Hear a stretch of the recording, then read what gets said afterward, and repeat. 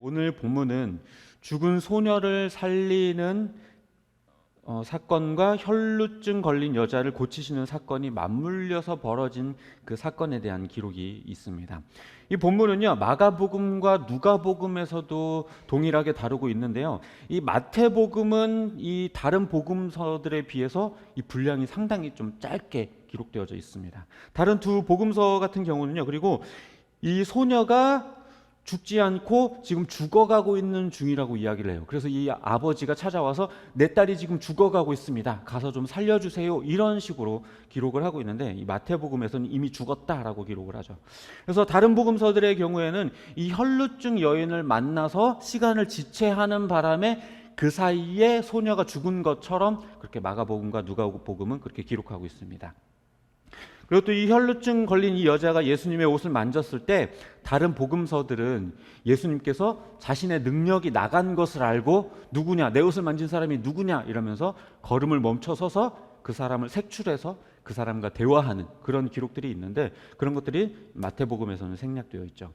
이런 식으로 이런 어떤 디테일한 부분들을 생략하고 이 혈루증 여인 때문에 소녀가 죽은 것이 아니라는 식으로 이렇게 이 두 사건 사이에 얽혀 있는 그 부분을 약간 마태는 분리시킨 느낌을 좀 가지고 있죠. 이렇게 함으로써 이 한 사건 때문에 다른 사건이 뭔가 더 극적으로 변했다라는 느낌보다 서로 어떤 영향을 미치는 사건은 아니지만 이 두 개의 사건이 매우 유사한 어떤 주제를 가지고 있다라고 하는 메시지로 마태는 강조하려는 것 같은 느낌이 듭니다.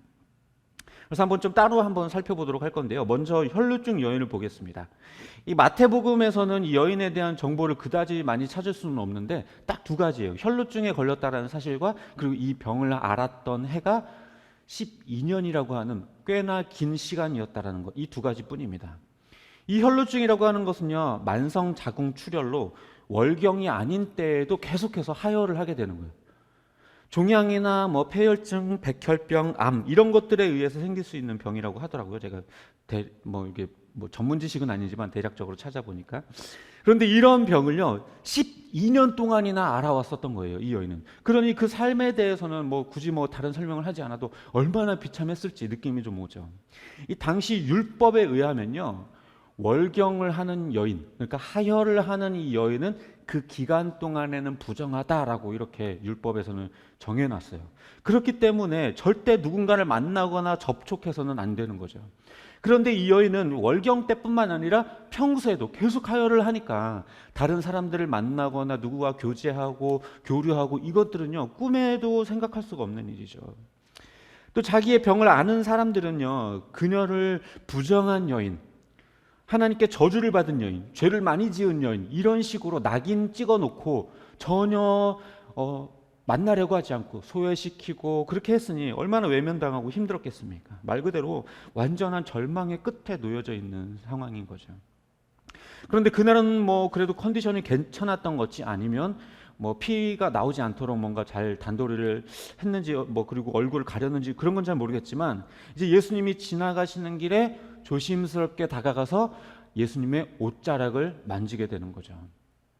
보통의 사람들에게요 누군가의 옷을 만지거나 아니면 지나가다가 툭 하고 지나가는 부딪히는 것 이런 건 별거 아니에요. 그런데 이 여인에게는요 이 예수님의 옷자락을 만지는 건요 죽음을 각오하는 일이었어요. 왜냐하면 아까도 말씀드렸지만 율법에서 이 병자가 누군가를 접촉했다가 이것이 만약에 발각되게 되면 돌에 맞아 죽어야 되는 일이거든요. 뿐만 아니라 여자가 남자의 옷깃을 만진다? 이건 상상도 못할 일이었습니다. 하지만 이 여인은 어쩌면 이 절망의 끝에서 이제 더 이상은 못 살겠다. 이렇게는 더 이상 못 살겠다. 소문에 예수님께서 병을 고치신다고 하니 이분의 옷자락이라도 만진다면 나에게 희망이 있지 않을까? 마지막 희망이 나에게 남아있지 않을까라는 생각으로 예수님의 옷자락을 만지게 된 거죠. 사실 아마 그 순간 그 여인도 아마 마음을 상당히 졸이면서 기대 반 걱정 반 아마 되었을 거예요. 만약에 성공한다면 병이 낫겠지만 실패한다면 그 자리에서 돌에 맞아 죽을 운명이기 때문이죠. 그런데 그때에 예수님께서 돌아서서 말씀하시기를 기운을 내라 여자야. 너의 믿음이 너를 구원했다. 이렇게 따뜻하게 말씀을 하시죠. 기록은 되어 있지 않지만요. 이 여인이 그 순간 눈물이 왈칵 쏟아지지 않았을까요? 12년이라는 세월 동안 그 누구 하나도 자기에게 따뜻한 위로를 해준 적도 없고 자기를 상대해 준 사람도 없고 늘 정죄하고 부정하다라고 말하면서 소외시키고 외면했던 그런 사람이었는데, 그런 그 사람에게 예수님께서 기운을 내라 여자여, 너의 믿음이 너를 구원했다, 이렇게 따뜻하게 말씀하시니 정말 평생에 단 한 번도 받아보지 못했던 그런 위로를 아마 처음 받았을지도 모릅니다.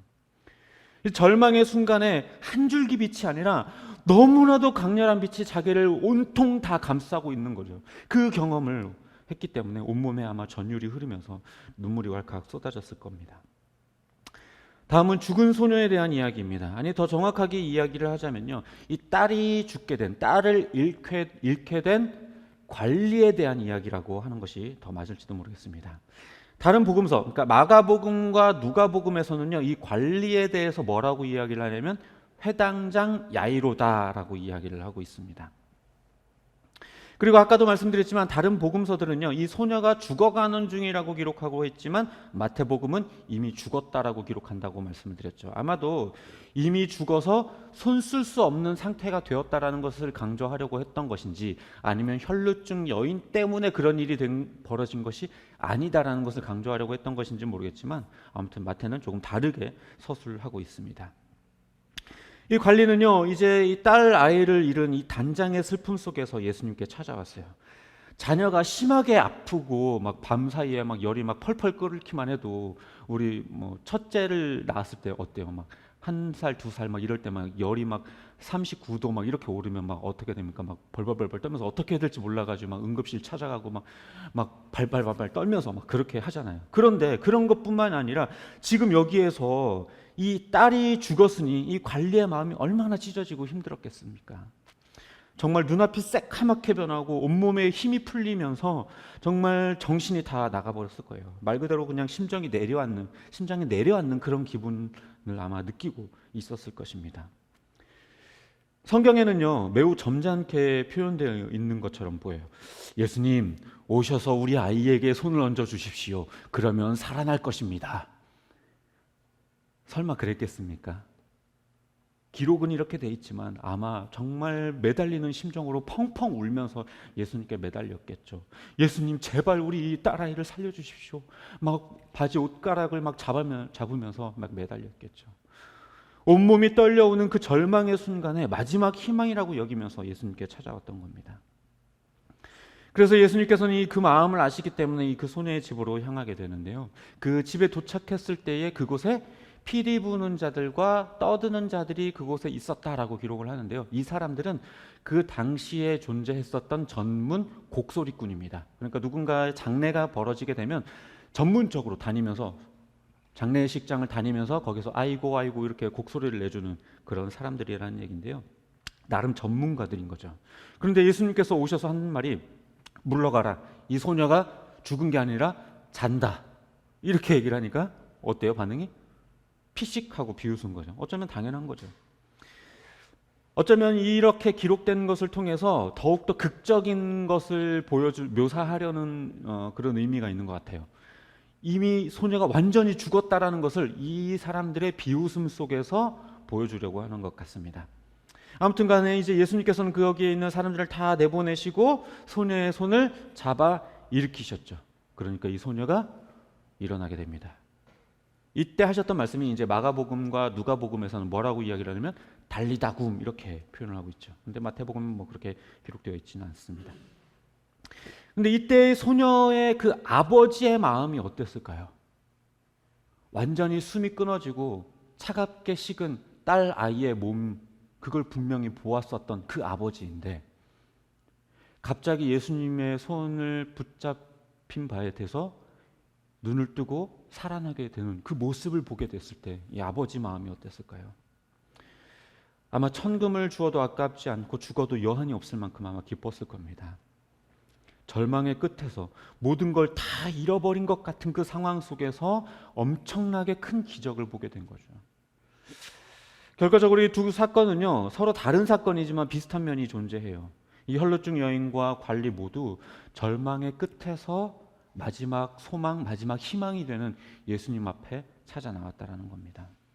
그냥 절망한 채 포기하고 자기 인생을 비관할 수도 있었겠지만 그들은 마지막 희망을 예수님께 두었던 거죠.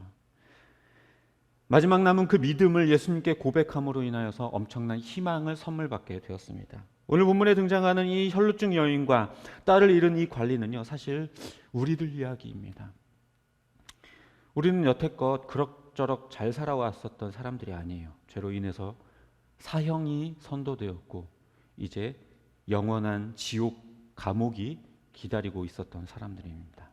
우리가 인지하지 못하고 생각하지 않고 살아왔기 때문에 그런 것이지, 사실 죽음이 결정되었고 그 끝에는 영원한 형벌이 마련되어 있었어요.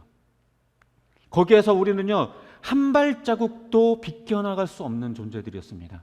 그냥 곧바로 그냥 지옥으로 던져질 존재들이었어요. 이런 상황은 마치 혈루증을 12년이나 알아왔던 것처럼, 자녀를 잃은 상황처럼 완전한 절망의 끝이었어요. 근데 하지만요, 여전히 아직도 많은 사람들이 이 사실을 모르고 있습니다. 세상 사람들뿐만 아니라요, 교회를 다니는 사람들도 우리가 과거에 어떠한 존재였는가, 우리에게 정해져 있었던 그 사형의 결과, 죄의 결과가 어떠했는가, 그 형벌이 어떤 것인가에 대해서 그렇게 깊게 생각하지 않아요. 사탄의 계략에 따라서 그 지옥행 열차에 올라탄 채 점점 지옥으로 가까워지고 있는데도 불구하고 그 안에서, 그 기차 안에서 제공되어지는 만족되고 쾌락적인 그 육적인 그 서비스들 때문에 눈이 멀어가지고 지금 내가 어디로 가고 있지? 이거를 까먹고 있는 거예요. 절망이 절망인지도 모르는 그런 삶을 살았던 거죠. 우리의 과거가 그랬습니다. 그렇게 정해진 절망의 상황 속에서도 죄가 죄인지도 모르고 어둠이 어둠인지도 모르고 어느 것이 인생의 진정한 만족인지도 모른 채 그냥 세상 것들을 움켜쥐려고만 했던 거죠. 그런 절망의 상황에서 우리가 예수님을 만나게 된 거예요. 참 빛이시고 참 생명이시고 참 소망 되신 예수 그리스도께서 우리를 찾아와 주신 것입니다. 예수님께서는 말씀하셨죠. 내가 곧 길이요 진리요 생명이다. 내가 생명의 떡이다. 주님을 만나는 자마다 참 생명을 얻고 참된 길을 얻으며 진리를 깨닫게 돼요. 우리가 그동안 마태복음에서 계속 살펴왔지만요, 절망에 있었던 자들, 질병에 매여 있었던 자들, 죽음 가운데 놓여 있었던 자들, 귀신 들렸던 자들, 모두 주를 만나는 순간 모든 얼매였던 것들로부터 구원을 받게 되고 새로운 생명을 얻게 되었어요. 말씀을 정리합니다. 자세한 건 기록이 없으니까 알 수 없겠지만요, 이 혈루증 여인과 딸을 잃었던 이 관리는 후에 예수님께서 십자가에 달려 죽으시는 그 순간까지도, 아니 그 이후에까지도 아마 예수님 편에 서서 변호하고 많은 이들에게 예수님을 전하며 평생 예수님께 감사한 마음으로 아마 살았을 것입니다. 그 누구도 하지 못했던, 그 누구도 해결해 줄 수 없었던 그 절망의 상황을 단숨의 희망으로 바꾸시고 생명으로 바꾸시고 어둠을 빛으로 바꿔주신 주님이기 때문에 아마도 그렇게 했을 거라고 생각합니다. 저 여러분이 경험한 구원이라고 하는 것은요, 완전한 절망의 밑바닥에서 넘치는 소망의 하늘 끝까지 올라가게 된 그 경험이 바로 우리가 경험한 구원입니다. 어둠을 빛으로, 죽음을 생명으로, 절망을 희망으로 바꾸시는 주님의 그 놀라운 능력이 우리를 자녀 삼아 주신 것이죠. 주님은 단 한 번도요, 우리 인생 가운데 생명을 죽음으로, 빛을 어둠으로, 소망을 절망으로 바꾸신 일이 없어요. 우리에게 그런 것들을 안겨주신 적이 없습니다. 우리에게 늘 빛이셨고 늘 생명이셨고 늘 소망이셨어요.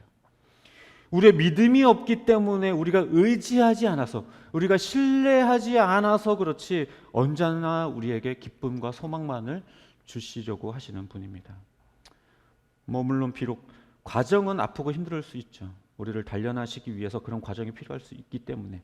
하지만 단 한 번도 우리를 절망 가운데, 절망의 끝에 버려두신 적이 없습니다. 바다 위에 발을 내딛는 건 어렵지만 그렇다고 빠져 죽으라고 내딛으라고 말씀하시는 건 아니죠. 다니엘처럼 사자굴에 들어가지 않으면요, 사자굴에서 나오는 걸 경험할 수 없어요. 다니엘의 새 친구처럼 풀무불에 들어가지 않으면 불문불에서 살아나오는 경험을 할 수 없습니다. 베드로처럼 바다에 발을 내딛지 않으면 바다 위를 걷는 걸 경험할 수 없어요. 아이가 아빠를 믿고 높은 곳에서 뛰어내릴 때에 아빠가 받아줄 걸 확신하기 때문에 뛰어내리는 거죠. 그 위에서 막 망설이면서 뛰어내리지 못한다면 아빠가 받아줄 수가 없겠죠. 게다가 아이가 뛰어내릴 때 일부러 안 받아주는 아빠가 있을까요? 우리의 믿음이 약하기 때문에 경험하지 못하는 것이지, 언제나 주님 우리에게 빛과 생명과 소망과 기쁨을 주시려고 하시는 분입니다.